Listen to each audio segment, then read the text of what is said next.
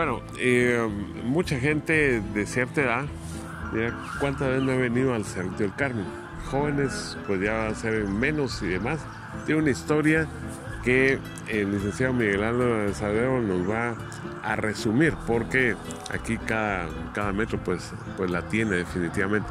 ¿Qué le podemos compartir a la gente en Contacto Deportivo Gustavo Velázquez en YouTube, @Contacto Deportivo GT, sobre este sector, iglesia y demás emblemático de la capital? Bueno, fíjense que tiene una historia muy particular y hay una serie de datos que a veces nos sorprenden.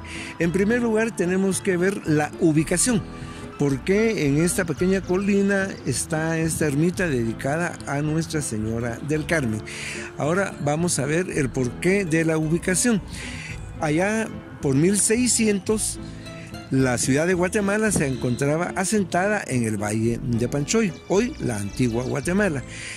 De ahí había un camino que se llamaba Camino Real del Golfo Dulce, que iba hacia el lago de Izabal, pero este camino cruzaba este valle, que luego se denominó Llano de la Virgen, y precisamente el punto de descanso de este camino era donde con el tiempo se levantó la parroquia de Nuestra Señora de la Asunción, llamada luego Parroquia Vieja. Entonces todas las personas que se movían para España o venían de allá pasaban por este lugar. Pero previamente, inmediatamente después de la conquista, después de 1524, estas tierras fueron entregadas a don Héctor de la Barreda, básicamente hacia lo que sería el nororiente de donde está la ermita del Carmen. Todavía ahí se llama hoy La Barreda. Ahí fue el primer lugar donde hubo ganado vacuno en Guatemala, que lo trajo don Héctor de la Barreda.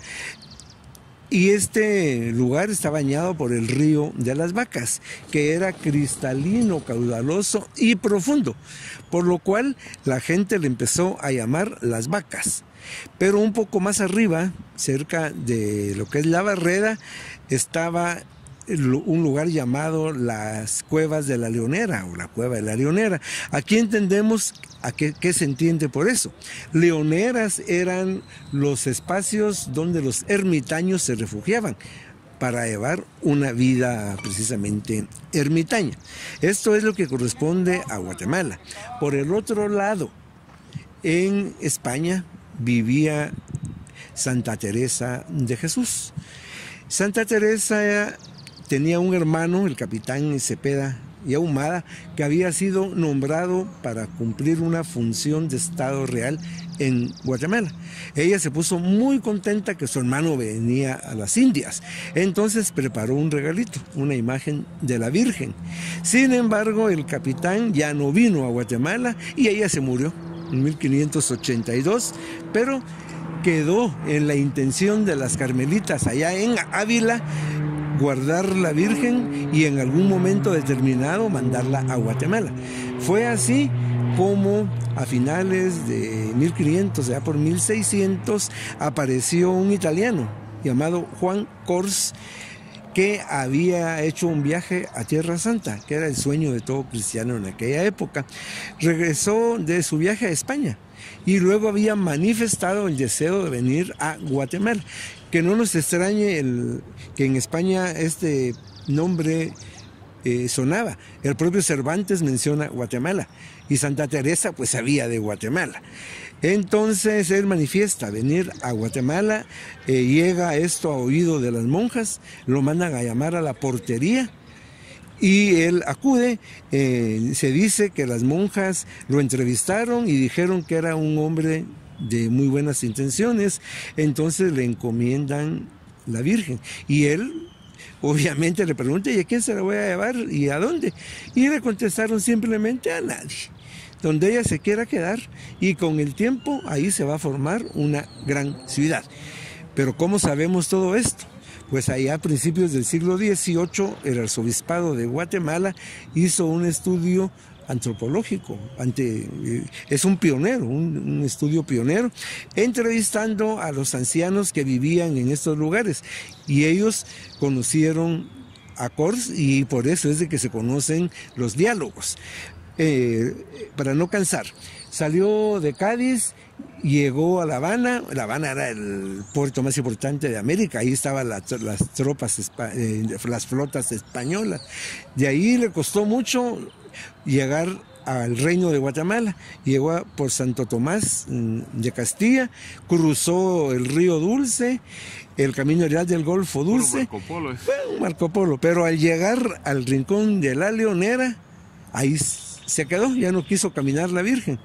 Entonces encontró dos cuevas, una a la orilla del río, que era para la época seca, y una alta que todavía se conserva para en las épocas lluviosas, para que no fuera inundada por el río.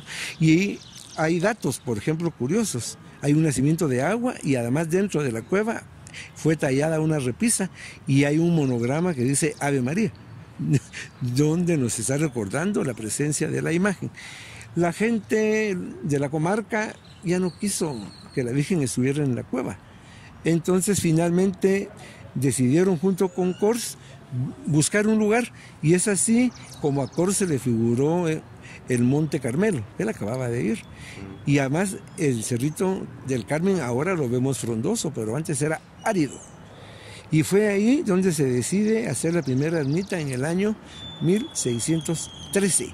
Esta se quemó, era de paja, se hizo en 1620 una de teja, y posteriormente otro gran ermitaño nacido en Santa Catarina Pinula, Juan José Morales Alfarol y Roa, viene a vivir frente al cerrito en una torrecita que aún existe, y fue el guardián de la Virgen, y a él se le debe la construcción de la nueva ermita cubierta ya de bóvedas. Esta sufrió daño con el terremoto de 1917, también de 1976, pero debemos de contar que en el Cerrito del Carmen se decidió el traslado de la ciudad. Aquí, el día 14 y 15 de enero de 1774, se votó por el traslado de la ciudad. Y el 1 de enero de 1776, previo a las elecciones municipales del recién trasladado ayuntamiento, se hizo una misa en el Cerrito del Carmen. Aquí empezó la vida de la ciudad y aquí se cumplen aquellas palabras de Santa Teresa, y con el tiempo se formará una gran ciudad. Y cuando ya se planifica primero los proyectos de Díez de Navarro y luego de Marcos Ibáñez, la ciudad parte precisamente del punto que hoy sería Segunda Calle y 12 Avenida. Ahí nació el trazo de la ciudad de Guatemala.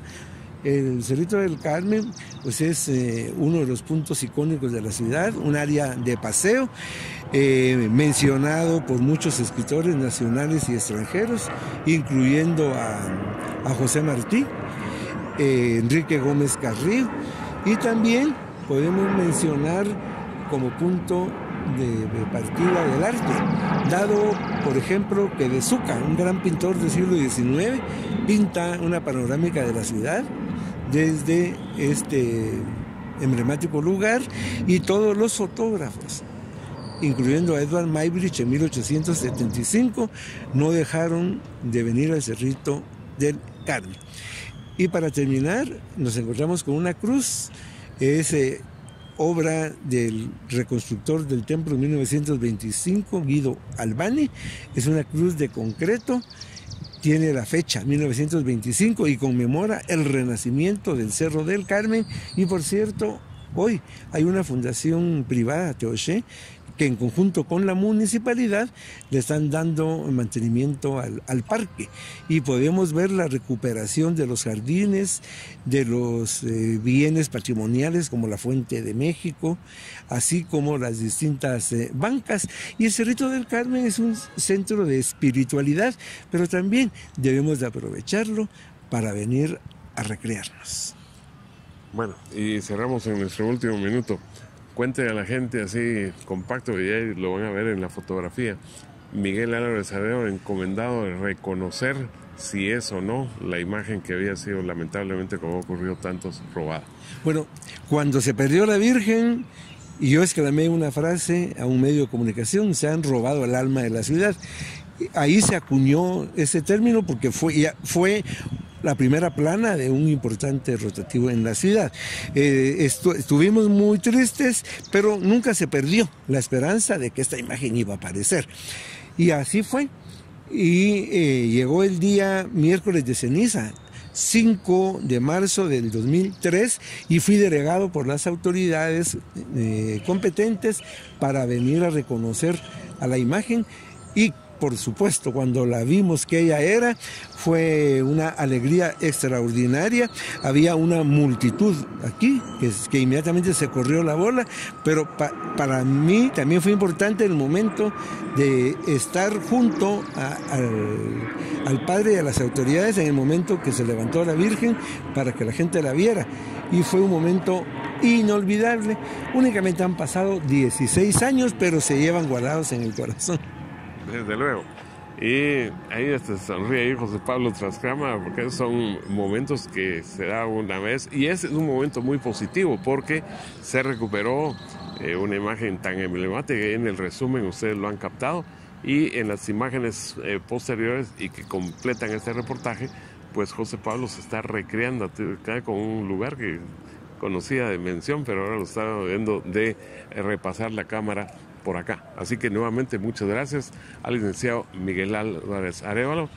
El libro de aquellos gruesos, abierto, conocimiento de todo lo que dice, lo agarra así sin pausas y demás, es definitivamente aquello contagiante y admirable escucharle. Así que continuamos.